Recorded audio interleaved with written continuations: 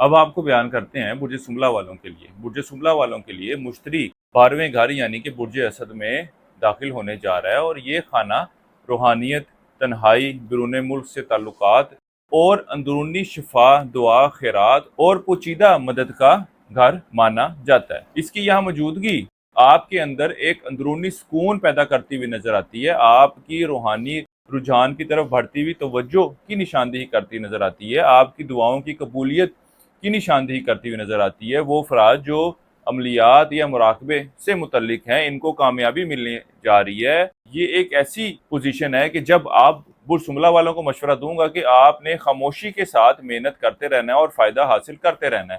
ان میدان میں آپ کو کامیابی ملتی ہوئی نظر آئے گی۔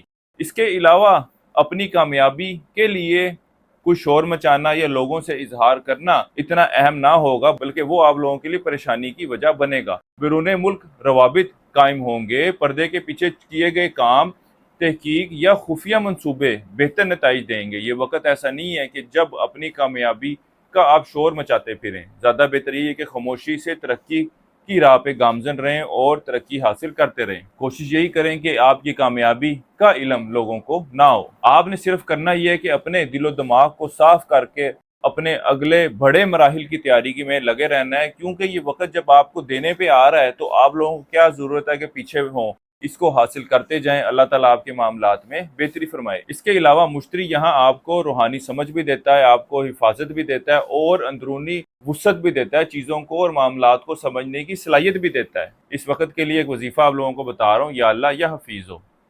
اس کے علاوہ آپ برج سملہ والوں کو چاہیے کہ فیروزہ جیم سٹون کا استعمال لازمی کیجیے گا۔ نیچرل جیم سٹون خریدنا چاہیں تو ہمارے ادارے سے بھی رابطہ کر سکتے ہیں۔